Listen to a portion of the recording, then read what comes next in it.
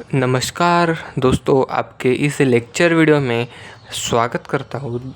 आज हम quadratic equation का लेक्चर नंबर 4 लेकर आए हैं। इसमें हम प्रैक्टिस सेट 2.4 पढ़ेंगे दोस्तों।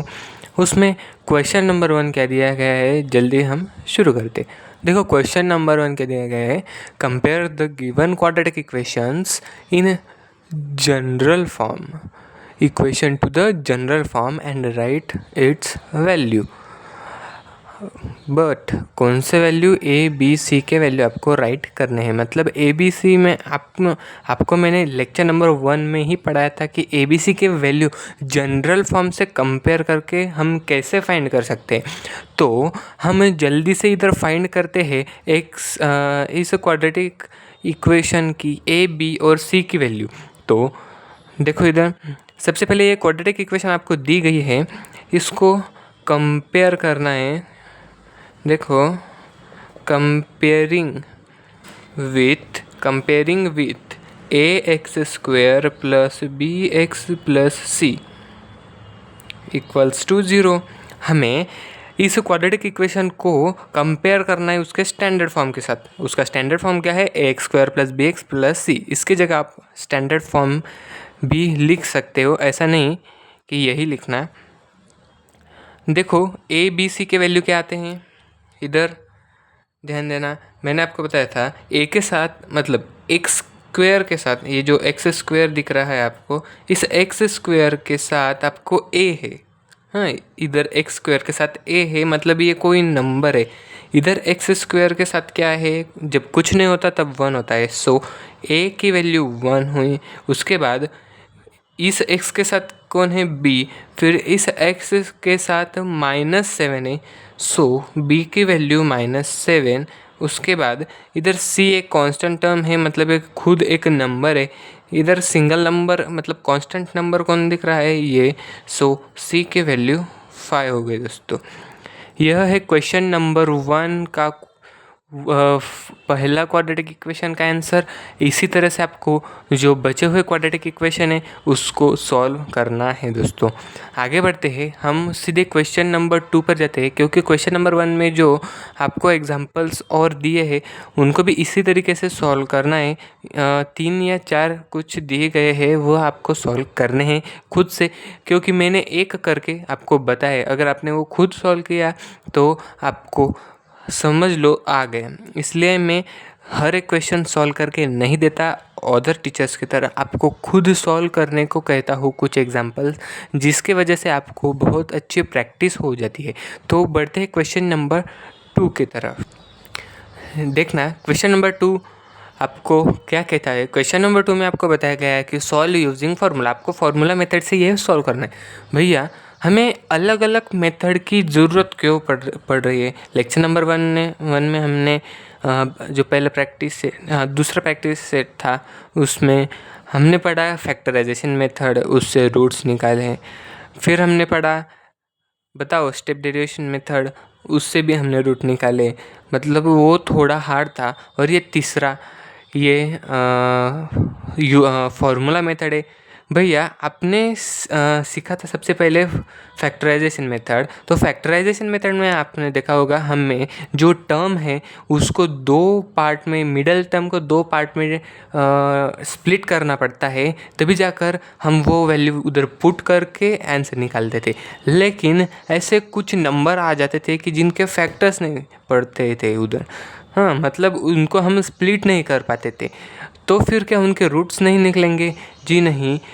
मतलब मेरे में कहने का तात्पर्य, उसको कुछ अलग स्टाइल से, अलग फॉर्मूले से हम सॉल्व कर सकते हैं। तो वो फार्मूला मेथड है। उस फार्मूला मेथड को आज हम इस क्वेश्चन में अप्लाई करेंगे। देखो दोस्तों, सबसे पहले आपको क्वेश्चन नंबर 1 में क्या दिया गया था, कंपेयरिंग विथ स्टैंडर्ड फॉर्म। इसीलिए दिया गया था क्योंकि वो इस एग्जाम्पल में यूज़ होने वाला है। सबसे पहले इस क्वाड्रेटिक इक्वेशन को हम कंपेयर करेंगे। देखना, comparing with a x square plus B x plus c equals to 0।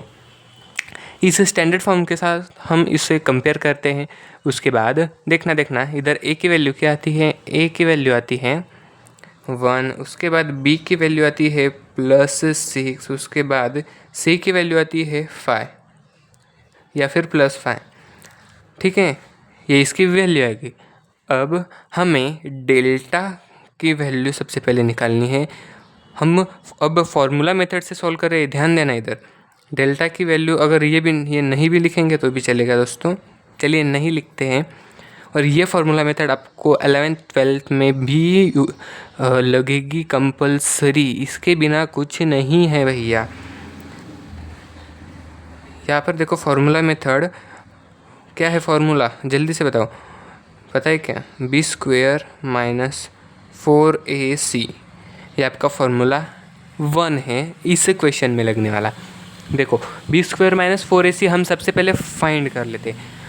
जो इधर हमने ये वैल्यूज़ निकाली है, ये वैल्यू इसमें पुट करो, तो करो पुट, इक्वल्स टू, देखो b की वैल्यू क्या है 6 लिख लिया b की जगह, और ये इसका स्क्वायर, ठीक है, इसका स्क्वायर। उसके बाद ये माइनस, ये 4 इंटू a की वैल्यू क्या है 1 इंटू c की वैल्यू क्या है 5।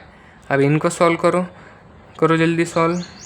6 का स्क्वायर 36 माइनस 4 इंटू 1 इंटू 5, बोलो 4 1 ज़ा 4, 4 5 ज़ा, जल्दी बोलो 4 5 ज़ा 20, सो इधर 20, और इसका आंसर आएगा क्या आएगा 16, ये 16 आ गया। तो b² - 4ac की कीमत क्या आ गई 16। अब हम रियल फॉर्मूला अप्लाई करते हैं। देखो हमारा फॉर्मूला क्या है, जल्दी देखना इधर, x इक्वल टू ये आपको कंपलसरी लर्न कर लेना है, -b + under root b² - 4ac upon 2a। आपको ये हमेशा के लिए, इसके बाद 10th क्लास के बाद हमेशा के लिए आपको ये लर्न रखना है दोस्तों। देखना इधर -b है सबसे पहले, हाँ, ये इधर सब की वैल्यू हमने ABC की वैल्यू हमने निकाल रखी है ऑलरेडी। इधर प्लस माइनस है, मतलब दोनों +b और -b, और इसको अंडर रूट में ये जो वैल्यू हमने निकाली फॉर्मूला से, ये अंडर रूट के अंदर आ जाएगा। सो इसको सॉल्व करेंगे। देखो x इक्वल्स टू -b, मतलब b की वैल्यू क्या है 6, वो 6 यहाँ पर पुट करें, और ये माइनस, ये plus minus under root b² - 4ac की वैल्यू क्या है हमने अभी निकाली, b² - 4ac की वैल्यू हमने निकाली, क्या आई जल्दी बोलो 16 अपॉन 2 इंटू a की वैल्यू क्या है, a की वैल्यू जल्दी बताओ 1। अब आगे सॉल्व करेंगे, देखना इधर x इक्वल्स टू ये -6 वैसे का वैसा, उसके बाद ये प्लस माइनस वैसे का वैसा, ये अंडर रूट 16 किसका स्क्वायर है 4 का स्क्वायर, किसका स्क्वायर है 4 का, मतलब 16 किसका स्क्वायर है 4 का स्क्वायर है। सो अंडर रूट 16 की वैल्यू 4 अपॉन 2 इंटू 1 2। अब देखना इधर, ध्यान देना, बहुत ही इम्पोर्टेंट चीज़ें है जो आपको अब सीखनी है। बाय फॉर्मूला मेथड से कैसे सॉल्व हम कर सकते हैं दोस्तों। देखना इधर, देखना ये जो है x equals to -6 plus -4 upon 2। अब हम इसे दो जगह बांट देंगे, जैसे हम कुछ पिछले एग्जांपल्स में करते थे। देखो इधर प्लस माइनस है ना, सो x इक्वल टू एक ये -6 वैसे का वैसा, एक बार +4 अपॉन 2 और करेंगे x इक्वल्स टू अब माइनस वाला टर्म लेंगे, ये -6 - 4 अपॉन 2, क्योंकि जो 4 की वैल्यू है वो प्लस में भी है और माइनस में भी है, तो उसके दो बार वो कैलकुलेट करना पड़ेगा। सो एक बार प्लस में लेंगे, एक बार माइनस में लेंगे। सो x इक्वल्स टू इसको बोलो -2 अपॉन 2, और इधर x की वैल्यू -10 अपॉन 2, मतलब ये माइनस माइनस प्लस हो गया, फिर ये -10। उसके बाद x की वैल्यू इधर डिवाइड करेंगे, -1 आपको मिलेगी और x की वैल्यू इधर -5 मिलेगी। ये आपकी सेकेंड रूट। समझा क्या? जल्दी से बोलो समझा क्या? ये आपका सेकेंड रूट, ये फर्स्ट रूट। ठीक है, तो हमने ये क्वाड्रेटिक इक्वेशन को, क्या बोल रहा हूँ मैं, तो हमने इस क्वाड्रेटिक इक्वेशन को बाय फॉर्मूला मेथड हमने सॉल्व कर लिया है। आप अगर चाहे तो स्क्रीनशॉट ले सकते हो या फिर मैं तो बोलता हूँ खुद से सॉल्व करो। खुद से सॉल्व करना आना चाहिए सभी लोगों को। ये हमने फॉर्मूला मेथड से सॉल्व किया। जल्दी से हम फिर से समझते हैं, अगर नहीं समझाए तो देखना इधर।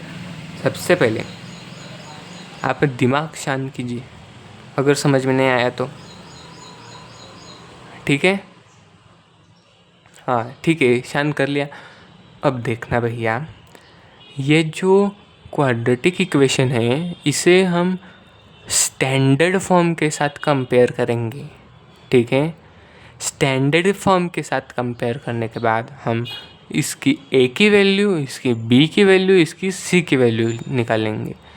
ये वैल्यू निकालने के बाद हम एक फॉर्मूला यहाँ पर अप्लाई करेंगे जो है b² - 4ac। क्या है वो? b² - 4ac।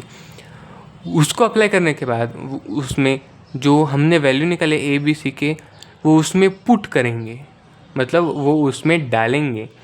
क्या करेंगे? वो उसमें डालेंगे। उसके बाद इसे सॉल्व करके हमें 16 मिला। फिर और एक फार्मूला डालेंगे जो है x = -b plus minus √b² - 4ac, b² - 4ac √ और अपॉन 2a। इसमें फिर से हमने वैल्यू पुट की।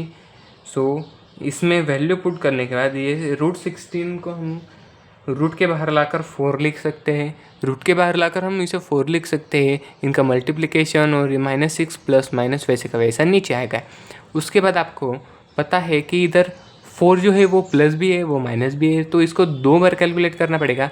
उसी वजह से हमने एक बार इधर +4 लगाकर अपॉन में 2 कर दिया और इधर x की वैल्यू -6 और -4 लिख कर अपॉन 2 कर लिया। ये माइनस प्लस माइनस, सो -2/2 और इधर माइनस माइनस प्लस, इधर -10, इधर -10 अपॉन 2 और x की वैल्यू ऐसे हमें मिल गई। ठीक है, समझ में आया? तो जो बचे हुए क्वेश्चन है वो आपको खुद करना है, क्योंकि जब आप खुद इसे ट्राई करोगे तो आपको वो 100% समझ में आएगा। अगर नहीं समझा अभी भी तो ये लेक्चर वीडियो फिर से देखना। आपको गारंटी के साथ मैं कहता हूँ कि आपको समझ में आएगा ही। तो प्लीज़ अपने दोस्तों के साथ ये लेक्चर वीडियो शेयर करें, वीडियो को लाइक कीजिए, चैनल को सब्सक्राइब कीजिए। दोस्तों मिलते हैं नेक्स्ट लेक्चर में नेक्स्ट कुछ लेके। और जो क्वेश्चन नंबर 3 दिया गया है वो भी आपको खुद सॉल्व करना है, क्योंकि वो बोर्ड एग्जामिनेशन में आ चुका है। वो आपको फॉर्मूला मेथड से ही सॉल्व करना है। तो मिलते हैं नेक्स्ट लेक्चर में, तब तक के लिए गुड बाय।